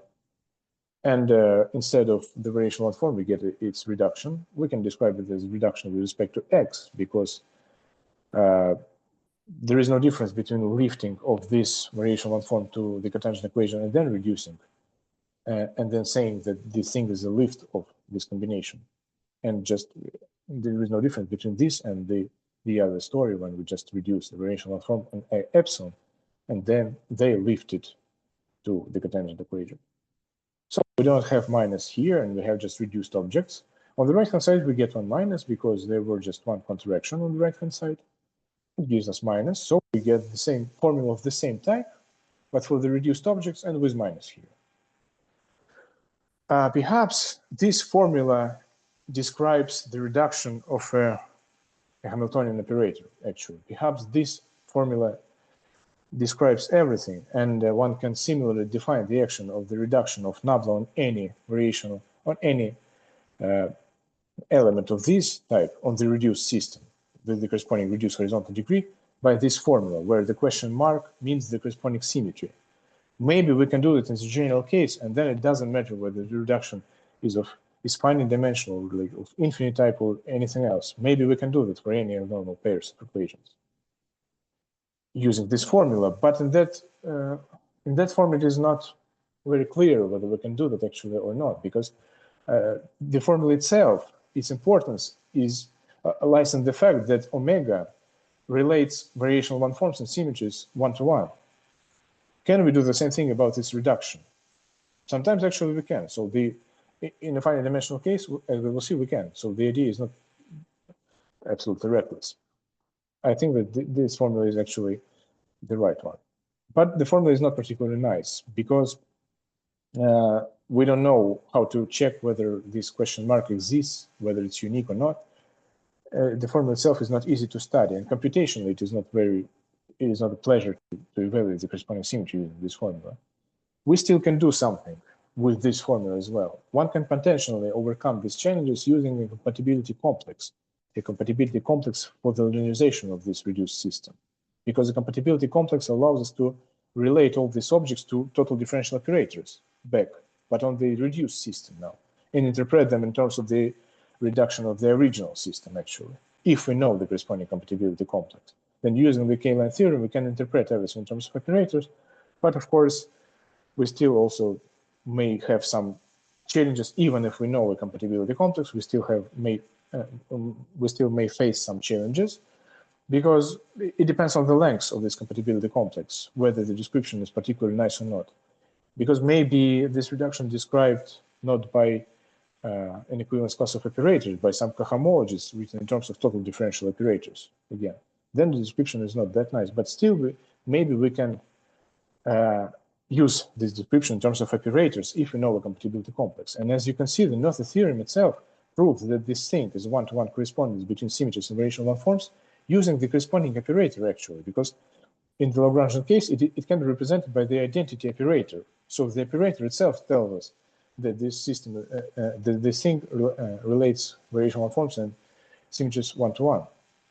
Maybe in that case, in some at least particular, in some nice cases, we can apply the same reasoning, and then we don't need this restriction that we consider finite dimensional subsystems or something like that, because I will discuss finite dimensional subsystems later. The reason for that is that when the subsystem is finite dimensional, we can do something better than this interpretation. We can interpret everything through the naive notion of its cotangent equation, if epsilon x is a finite dimensional smooth manifold. The cotangent equation given in terms of this intrinsic geometry. And to be honest, it's a good idea in principle to interpret everything in terms of the intrinsic geometry. Everything that happens here is given in terms of the intrinsic geometry, not in terms of jets. We even don't need jets. At least for some constructions, we don't need jets at all. But one way or another, it would be a very good idea to interpret the tangent object in terms of the intrinsic geometry, although this problem is very challenging, apparently, and we have to do these additional extra steps in terms of interpretation through the compatibility complex or through this interpretation of the finite dimensional case. But the finite dimensional case actually fits into the picture that we should describe the cotangent object intrinsically. If we had a description of the cotangent object, an intrinsic description of the cotangent object, then we would not need to face these challenges and all of that. We would just reduce objects described as equivalence class homologies, if we could do that in this picture, of course. So it's a good idea to use the intrinsic geometry. But let me introduce the naive cotangent equation in the finite dimensional case. Let us have a surjective submersion of two smooth manifolds. I assume that as both of them are connected, let's say, or M is connected with this. And it's a surjective submersion. And the dimension of M is n still. The dimension of S is n plus some finite real number, plus some non-negative integer. And I assume that there is a flat connection in this surjective submersion. I will call it bundle still. So there is a flat connection in this bundle. Then this bundle becomes a differential equation. It is not a differential equation according to our original definition, because it cannot be described, at least not easily described in terms of vector bundles and their jets and embeddings into jets of vector bundles and all of that. But at least we can say that the bundle itself can serve as an object that produces jets. We can take this bundle, can take its local sections, consider the corresponding jets, and then this equation, because the bundle with a flat connection, is naturally embedded into first jets, because the flat connection is just a section of first jets over zero jets. Yes, the bundle is not necessarily a vector bundle, but this more general picture can also be particularly nice. I consider vector bundles at first because I want objects to be globally defined, just for some convenience. But the picture through vector bundles becomes inconvenient in this case. So still we can interpret the differential equation in this more general setting. So having this projection, we can denote by dv the model of vertical derivations of vertical vector fields. And we have the corresponding decomposition, horizontal vertical, every tangent plane, every tangent plane can be described as the direct sum of this horizontal part plus this vertical part. Accordingly, every vector field or every derivation of the algebra of smooth functions here can be decomposed into the direct sum of the Cartan derivation or horizontal vector field and the corresponding vertical component. This decomposition means that the Cartan vector fields act on the vertical vector fields by means of the vertical component of the corresponding Lie derivative. So we can take the Cartan vector field here, we can find the corresponding Lie derivative, take the corresponding Lie derivative and apply it to a vertical vector field. It is not necessarily a vertical vector field anymore, but we can take the vertical component. And it's important to emphasize that if the Cartan vector field is just literally the lift of some vector field from the base to S, then we don't need the vertical component anymore. The Lie derivative itself is a vertical vector field. These Cartan derivations may act on vertical derivations, but the model of vertical derivations is projective and of finite type, finitely generated. Accordingly, it can serve as the module of fiber-wise linear functions on some vector bundle over S. This module on S. So it can serve as the module of fiber-wise linear functions. And now we know how Cartan derivations act not only on functions on S, but act on these fiber-wise linear functions for the corresponding bundle. So we can say that the Lie derivative promotes the Cartan derivations to derivations of the corresponding algebra smooth functions on the total space of this projection. But we are interested in the case when the bundle is degree shifted. So instead of this commutative algebra, we consider the exterior algebra of this model. And of course, we know how the Lie derivative acts on the exterior algebra, since we know how it acts on vertical derivations. That is, we can promote Cartan derivations from derivations on S to derivations on the total space in both commutative and graded commutative cases. Hence, the projection from here M is endowed with the corresponding flat connection. So this projection is a differential equation itself. So this cotangent object to a differential equation, a finite dimensional, is a differential equation again. And let me give some coordinate picture. So suppose that I have some local coordinates on M, x1, etc., xn, and some local coordinates on S, x1, etc., xn, v1, etc., vn. It's not a vector bundle, so I have just some local coordinates such that the projection looks like that. We can still choose local coordinates of that form in the neighborhood of every point on S again. Let me denote the partial derivative with respect to Vj by pi j, because these partial derivatives are vertical derivations, and I want them to be functions on new object. So let me denote this, the corresponding coordinates for functions by pi j. Then for the Cartan forms on S, so those are Cartan forms on S, or contact forms, they have this form for some coefficients given by smooth functions of local coordinates, etc. v. Just some contact forms describing the Cartan distribution of the flat connection. For such forms, we can introduce the following object, the canonical one form. Again, the situation is very similar to the standard cotangent bundle of a smooth manifold. We consider corresponding contact forms, basic contact forms, and multiply them by the corresponding pi j, the corresponding variables pi j. We consider this combination, and the combination is invariant again, because this is just some identity operator in disguise. We have the identity operator in endomorphism, identity endomorphism on the model of these vertical derivations. So the operator maps vertical derivations to vertical derivations. But now we say that vertical derivations are functions. So this canonical form just takes a vertical derivation and gives us the corresponding function. So of course the object is invariant. It doesn't depend on coordinates and all of that, similar to the classical picture for cotangent bundles of smooth manifolds. But it turns out in this case, yes, and if you restrict this to a fiber, then that is if you, to a fiber of this projection, that is if you forget about x, you fix some x and dx becomes 0. Then you can see that its form is just the standard one.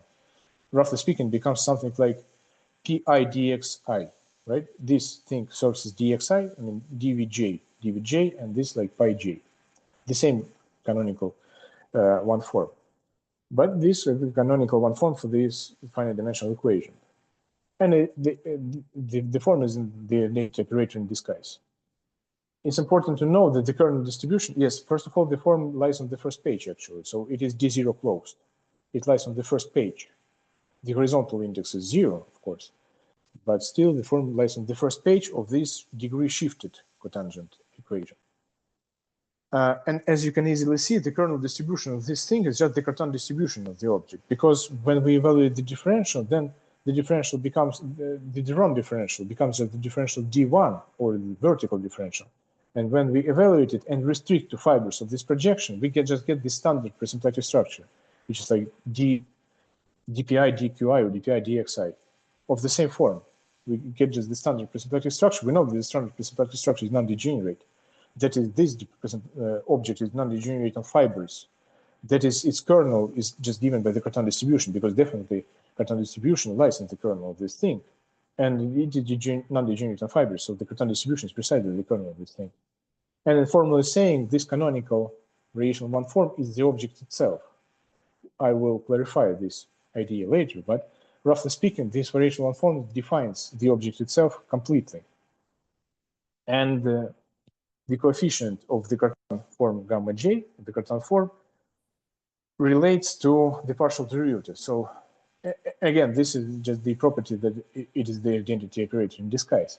But the idea is that using this object, we can relate partial derivatives on the original system, on the original equation. This is important, on the original equation, and functions on the cotangent object.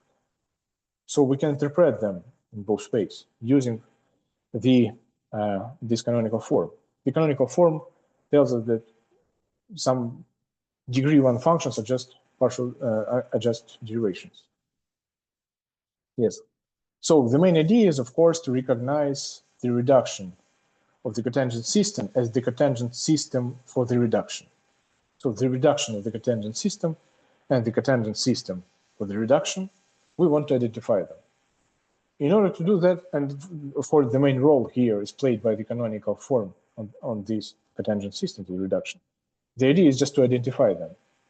If we can identify them, then we actually identify the corresponding objects immediately, because the form describes the objects itself. Once again, I'll make some comments on it later. But we can identify the objects then. If we can identify the forms, we automatically identify the objects, and we automatically recognize these variables as vertical derivations on epsilon x. So they become actually objects on epsilon x, not on the cotangent system anymore. This is important because we need something on epsilon x. Epsilon x is the main plane, the main player of the game. We want to have some structures here and not on the reduction of the cotangent system. So we can recognize something from here as objects on epsilon x finally, because this is the first time when we can recognize something in terms of epsilon x, something related to the Hamiltonian operator. So if x is a single symmetry, not an appropriate algebra, then n must be 2, as you can see, because here we have n minus 2. And if x is a single symmetry, because we can in principle consider some algebras and the reductions under some algebras, they have to be solvable, of course, and we definitely cannot consider all solvable algebras. At least we can consider commutative algebras, but the idea is that we can do something in the direction, not like very many things, unfortunately, but say if we have a commutative algebra, we can consider two-step reduction. Although the first step reduction is not a normal anymore, and we have to check whether we can apply the second step in terms of well-definedness of the reduction homomorphism, but still, theoretically, we can consider multi-reduction, at least some multi-reduction. Not very nice, but still some. If we don't consider multi-reduction, then n must be 2, as you can see here. And we do not consider multi-reduction here, so n must be 2 in our consideration in order to relate these forms. And we can say that if we have an isomorphism of bundles that relates these forms one-to-one, relates these forms, then it is unique. Or in other words, having these forms, we can find an isomorphism of bundles if it exists. That is, if we can relate the forms in that sense. So it is unique if it exists. If we relate the forms, then we relate the bundles. Moreover, since the differentials of these forms are also related in that case, such an isomorphism relates the Cartan distributions on these objects. So it relates not only bundles over epsilon x, them as bundles over epsilon x, it relates them as differential equations as well. Because these distributions, they have the same rank, n, just the dimension of the base. They both can be identified as the kernel distributions of the respective form because we identify the forms and the differentials as well. So they both can be identified as the kernel distributions because the kernel distribution of this form has rank n, and the kernel distribution of that form also has rank n for that reason. But the Cartan distribution lies in its kernel, and it has rank n. So the kernel of this form is given by the Cartan distribution as well. That is why relating these forms themselves, we relate the Cartan distributions automatically. So we relate differential equations automatically, not just bundles. And now the reduction of the technical formulas is given as follows. We just can rewrite the main formula in terms of rho instead of omega, because we need rho now. We need interpretation of rho. We rewrite the formula in terms of rho. We can rewrite it in equivalent form. And if everything is X invariant and the null is Hamiltonian operator, then we have the following observations. I'm not going to give a detailed explanation, but in principle, on this finite dimensional system or on its cotangent object, we have the following relations. First of all, since null is Hamiltonian, S null squares to 0, then its restriction squares to 0, and hence S null defines a vertical Poisson bivector on the system. I mean, it defines a vertical bivector, but according to this formula, it is a Poisson bivector. You can see that it defines a bivector using the geometry of this cotangent object, finite dimensional cotangent object.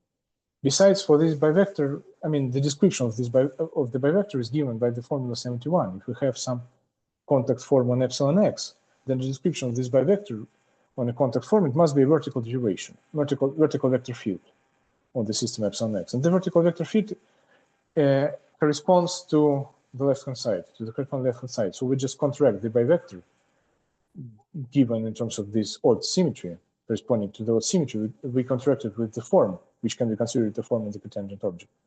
And this object is just the description of the symmetry in disguise. Besides, from this main formula, from that one, rewritten in terms of conservation laws, and from the interpretation of this reduced variational one form as the identity operator, because we interpret rho c, the canonical form here, well, not here, but here, as the identity operator, but it is the reduced form now, the reduction of the canonical variational form of the cotangent object. We have this interpretation. First of all, okay, can you hear me? I'm sorry. Yes. Here? Yes. Oh, yeah, okay. Yeah, sorry, I just needed to check. Yes, so we just reduce this formula, and we see that this object corresponds to the restriction of the corresponding symmetry. So we had a conservation law at first, the operator nabla related to some symmetry, but now we see that instead of the operator nabla, we can reduce this formula, and the reduced conservation law corresponds to the restriction of the original symmetry, but without minus here, right? Here we have minus. This is how the bivector works. And this is kind of the description of the action of the bivector, but with the wrong sign. But the sign is wrong for any symmetry, for any Cartan form. So the relation between conservation laws and symmetries of epsilon, which was given by Nabla, is inherited by the reduction, but up to sign. So the Poisson bracket is also inherited by the reduction, but up to sign, because the Poisson bracket is given just by the lead derivative of the other conservation law along with the symmetry corresponds to one conservation law, and we can reduce the lead derivative. So the main thing is the relation between conservation laws and symmetries here, because we definitely can reduce the lead derivative, consider the corresponding reduction.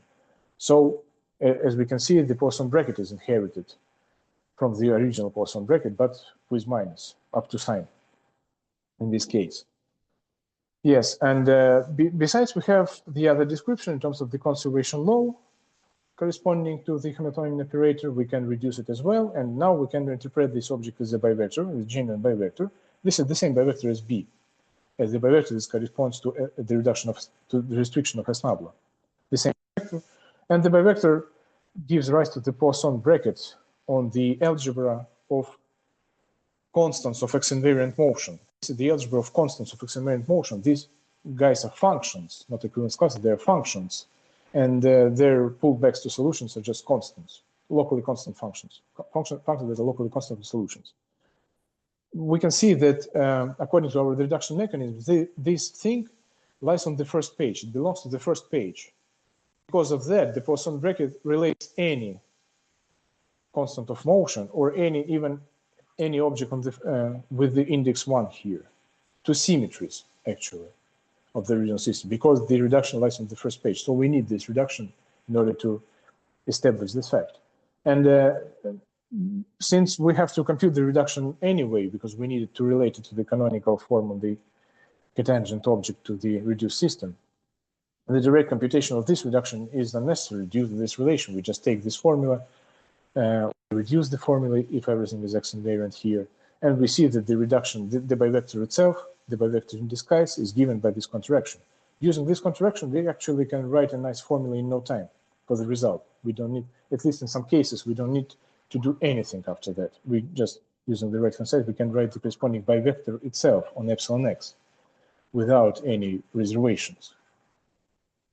So the right-hand side plus the identification that we have now lead to an explicit formula, at least in some cases. The only thing that we need to do is to find the reduced formula. And as the variational Konstantin bracket shows on the cotangent system, S nabla is X invariant. For example, if X is a Hamiltonian symmetry, that is, it corresponds to some conservation law, corresponds with respect to nabla, of course. So if X is a Hamiltonian symmetry, the original symmetry is a Hamiltonian symmetry, then S nabla is X invariant, H nabla is X invariant. It works perfectly. We can reduce some formulas and it all works. Maybe we have some Poisson homologies here, and maybe we have some symmetries that are not Hamiltonian, but still S nabla is X invariant. I don't know, probably it depends on some particular situation, but at least all Hamiltonian symmetries can serve as symmetries in that sense. We can consider the corresponding reductions under them of Poisson brackets. And using this finite-dimensional setting and evolution, systems of evolution equations, 1 plus 1, we get the following theorem. The theorem is actually the answer, the concrete formula, the final answer for the bivector.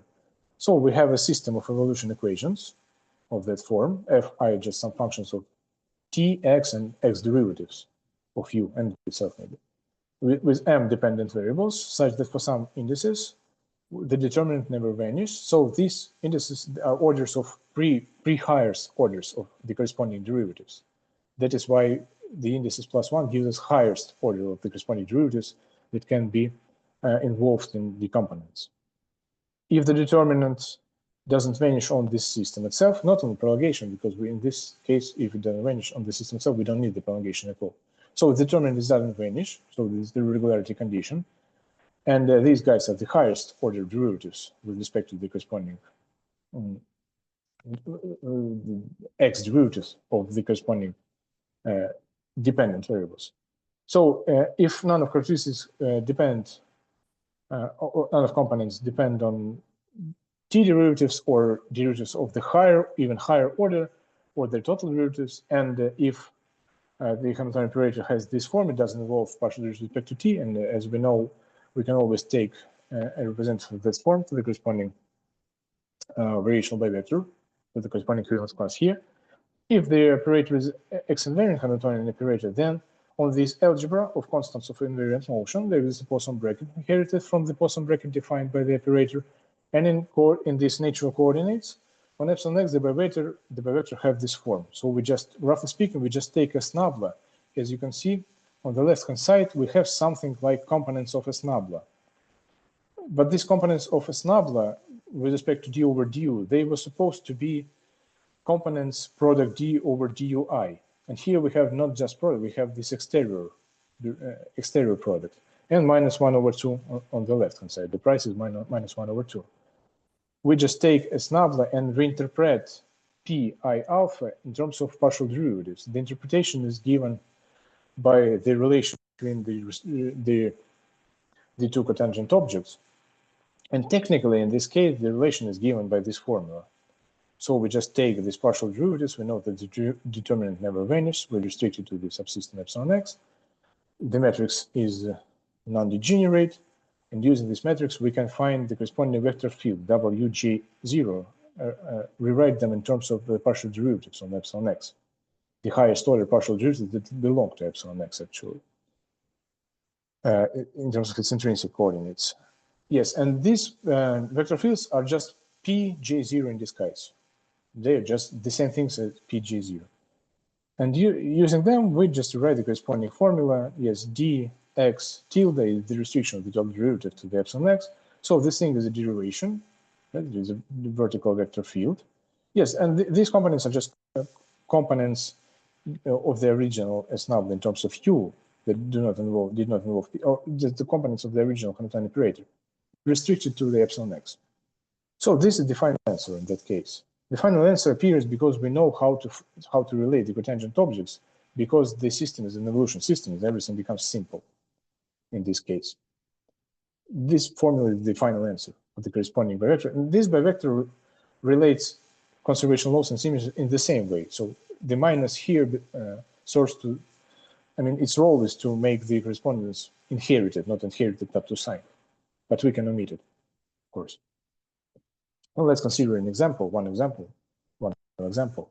So we have the KdV equation and the Hamiltonian operator. We take these coordinates on epsilon.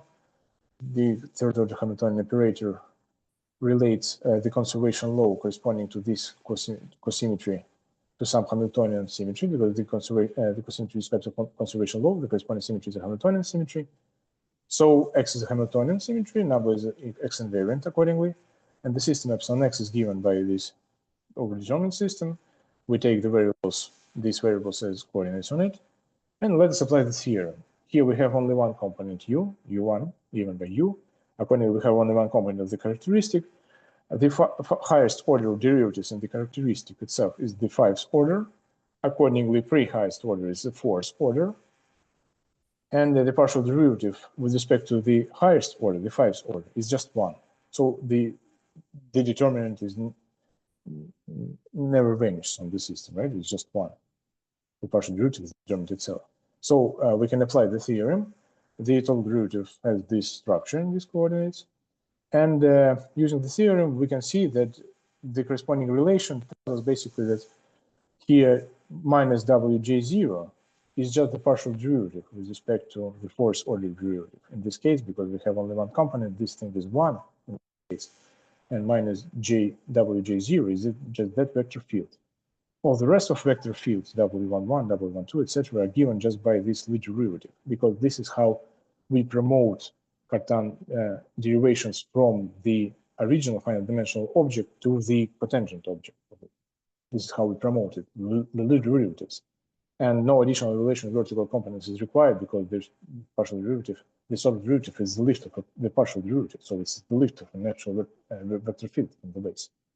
So we just evaluate the partial derivatives and apply the formula. This is the bivector that we have. These guys are the corresponding vertical vector fields, and here we have the corresponding Lie derivatives along the total derivative. This is the formula itself. It defines the Poisson bracket inherited from Nabla, from the Poisson bracket given by Nabla because of the minus. I use this minus here as well. So besides the KdV admits the other Hamiltonian operator, which is also X invariant, and we can apply the same mechanism. The operator is form a Poisson pencil. Accordingly, the reductions form a Poisson pencil as well, because the condition that they form a Poisson pencil can be converted in invariant terms, and we can just reduce this condition. The invariant reduction of this results in the bivector. Of course, in some way, this bivector is very well known, so the example is purely pedagogical. I think that bivector is also known in some way, at least for the KdV, because this is like one of the most well-known situations with interval systems, the equation in the higher symmetry reduction. The result is probably not new. I don't mean it's new, it's just a demonstration. And more technically, without the theorem, we can see how the magic happens. In order to evaluate this formula, by the form by which comes from the green formula or from the Lagrangian, we see that we can take this representative. Here we have the corresponding contact forms. The lift of the symmetry have this structure, the other operator. This is the feature of all evolution systems, of all systems of evolution equations, that the other component of the characteristic have this form. It is given here. The system itself is the infinite prolongation of this overdetermined system. The reduction of the canonical variation of one form is given by the restriction of the potential, where the potential satisfies to the formula 39. Everything must be restricted to epsilon star, to the potential equation. And from the dx component of this equation, the equation has dx component and dt component, but from the dx component, we unambiguously find the corresponding potential. Now we need to restrict it to the subsystem describing invariant solutions, and this is it. But we can always do that from the dx component in the 1+1 evolution case.